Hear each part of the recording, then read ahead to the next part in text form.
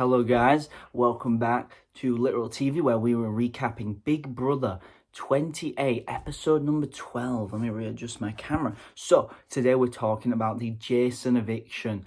So, I'm here, I'm going to recap the episode for you. I need to share, we're going to get right into it. So, this episode for me, this season generally, the eviction episodes have not been very good. There's been some great veto episodes. There's been some, honestly, I won't say all time, but some of the best in recent memory veto episodes. And they're 90 minutes as well. And they're making great 90-minute episodes. These evictions have sucked. And it's largely down to a couple of factors. One being a cast that is not necessarily as gung-ho on doing what they want individually. It's a very hive-mindy group. But also just some bad blockbuster results. There were some incredible blockbuster results last season. And 26 as well had some incredible blockbuster results. There are also some awful blockbuster results on any season. And yeah, this season has not been optimal for blockbuster results in terms of just craziness. But it's still been enjoyable enough. I mean, the episode starts out with, obviously, going away from the veto ceremony as always. And there's talks about, who we keep in Lala or Mallory. The idea of actually saving Jason is mentioned, but it isn't really the focus of the episode. I think a lot of the focus was honestly just preying on a Jason blockbuster win, which I thought was quite interesting because he had a very small edit in the actual edited episode part of this. Obviously, he gets his moment, but yeah, there's a lot of these talks, and we see Drew and Barrett say, Drew's like, I'm going to keep Mallory no matter what, I think he said. Or I'm going to vote to evict Mallory no matter what, he said, which is not true to what was actually happening. I have not been the best at feeds this season, but I do know that it was seeming like Jason goes no matter what, and Mallory goes against Lala in the end, but it was going to be close. There was a lot of flip-flopping back and forth for sure, though. So, on the episode, obviously, they try to portray it as good as they can, but it doesn't end up mattering, obviously. And it's a shame, though. This was an episode that I kind of... With evictions, the problem is you're obviously always waiting for the blockbuster. Same with especially a double eviction, when you have a whole double round. That's another thing that kind of reminds you of the blockbuster, where it's like when something live is going to happen, you're kind of just waiting for that live thing. Like back when we used to have 2 nominees, no blockbuster, we used to be waiting for the head house result, really, which was even worse because sometimes you wouldn't get that, which was hellish because you watched the whole hour. You knew what was going to happen, 14-0 or whatever. But yeah. So, we end up going into the blockbuster. There's a lot of this preamble setup, but at the end of the day, a lot of these eviction episodes have that same stuff. There was no real interesting drama, which was a shame. It's always after the nomination ceremony and before the veto ceremony this season. They love fighting then. Maybe they've just been told, just remember, guys, we have 90-minute episodes here. And, there's, 3 days? And they've just been... there's been a lot of campaigning. There has been a lot of talks, and I appreciate that people are really considering their options. But just for them to default to wanting to target Jason in the end is... for all that talk, you've decided to do that. But we'll get into that later. So Blockbuster is kind of like this Jenga competition where they have to use the tower. They can touch the tower. They can touch these kind of tapes in there that are like BB parody things. There was one that said... a wedding and Dan's funeral. I think there's something about camo in there, but I don't even know. I wasn't looking that close at all of them. I didn't have time to really pause. So we see that competition is... Honestly, I really enjoyed this competition as a concept, and it ends up being very close. I said, though, to someone as I was watching this, someone's going to drop so early. I just know it. And Latrice kind of does. She moves her tower, I think, or she takes the top off, which obviously you can't do. Imagine you could just take, because it's they can't touch the floor, the tapes, so imagine you just took each layer off one by one and put them on the floor and took the tapes. There probably is a way to break this comp, I'll be honest. They didn't have time to think of that, but I bet if somebody out there, is going to get on Big Brother, they play this comp, there's a way to figure out how to, the best optimal way to do it is. But this was, I think, the first time this comp's ever been ran, and I really liked it. I did like it. Didn't really like the result that much, but I do like the winners still. So in the end, it's, I believe, 7-8, but they were both about to put another tape in, right as it ended. And if they decided to count Jason's last tape, which they probably could have got away with. It would have technically tied, but Mallory would still have won. So it's a very tight race between Mallory and Jason. Mallory ends up winning, and she is someone that's very likable. But the problem is just she isn't going to be an aggressive figure, and we've kind of lost two of the people that are a lot more ready to just go at it, fight for this game, because this is a game that requires passion. Big Brother is just such a passionate game for a lot of people. There's a lot of fans on this show. There's a lot of fans watching the show.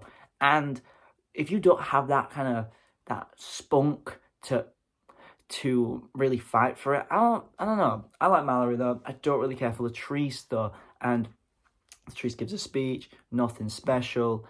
Because obviously they go back and you see all these people celebrating. Jason's not won, yes. But Jason's speech is, I have some critiques of it. I think that I wish Jason kind of got a little more direct with it, because he said, oh, you know how this game's going to go? Name names, Jason. Do a Hail Mary. I wanted a full Hail Mary from this guy, because he, at the end of the day, is just dead in this game right now. He should go for it. He should call out people. He should name in names. You should vote to keep me. They're going to lead you along till 7 and 8. They're going to lead you along till 9th and 10th. They're going to lead you along to 11 and 12th, because the game plan is clear to him. So it's a shame. But also, him having a good read on the house is kind of what the power structure is. Doesn't really matter. He's only realised because they kind of played him. And I don't necessarily look at Jason and think you had a good week. You did not have a good week. But all this thing about Jason's messiness, was Jason playing messy no matter what? 100%. But, like, was Jason already screwed before he played messy this week? Yes. Now, the Angela stuff is still very stupid. The way he handled that, you should have handled it like Johnny Fairplay and Matt Hoffman. Don't go around telling everyone. But that was weeks ago now. I already had a whole thing on that. I didn't really like how he did that. But, yeah, this ends up being a unanimous vote. Jason's speech was decent, but 12-0. 12-0. We get a lot of DR shout-outs. These people love DR shout-outs nowadays, which I honestly don't really care that much about people doing DR shout-outs. I wish they were a little more limited. Like, if a few people do them, maybe like they tell people, you can't do a DR shout-out this week, or you can do it just so we only get like a few. I don't really want to hear everyone go like this is essentially what you get every time.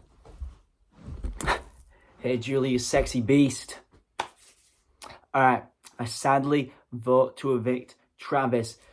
Oh, shout out mum, shout out dad, shout out the Tigers. Woo! Like, you get all that shit. It's like, what are we doing? I just did that noise at 2 a.m, so you guys are welcome. But we get all that, and it's like, we don't need all that. I'm not that mad about DR showers generally, but it's the same thing every time. Surely, also when they say mom, it's like, imagine someone's mother out there. It's like, he said mom. Everyone's going to know I'm mom. There's so many moms. Like, come on, like, give her full name. Dox the woman. Anyway, sorry. Shout out all the mums watching. But yeah, this was just, it was fine. It was a fine eviction.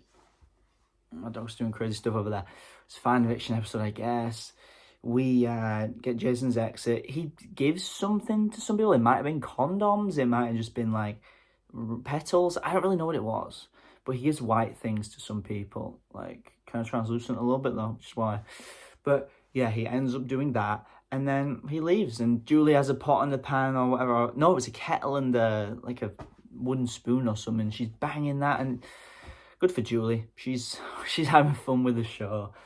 She is not necessarily the ideal host, but yeah, she's fine.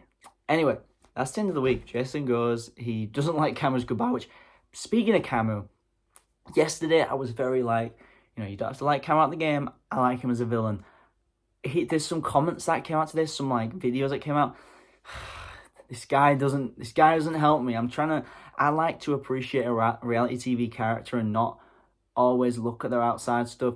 Cameron makes it really fucking hard. This video of him making like these George Floyd jokes. I didn't really know this does it. No matter what, bad jokes. I don't even know the context though, but he just makes them, and I'm like, what are we doing here? What are we doing?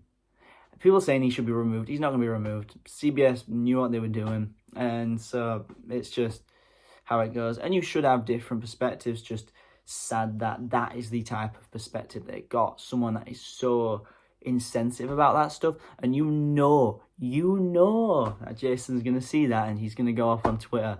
And hey, he should. Just like Camu's comments outside the show shouldn't necessarily impact him in the house. Jason should be able to say whatever he wants outside that house. So, thank you guys. I also wanted to mention, I talked about the Julie not liking Rick comments way back. Apparently she retracted that. I don't really read the Julie interviews usually, but I did see that headline. So it's just a headline. Maybe she did it very badly. But just wanted to update on that. But this season's been fun to recap. I had a lot of fun. I hope you guys enjoy. And I'll see you for the next one on Sunday. Also, Literal TV has its own reality show going on that I host. Go check that out. Episode 3, the big one, the big drama one, is coming out tomorrow at 9 p.m. Eastern. Thank you guys for watching. Subscribe for more recaps. I'll see you in the next one. Bye.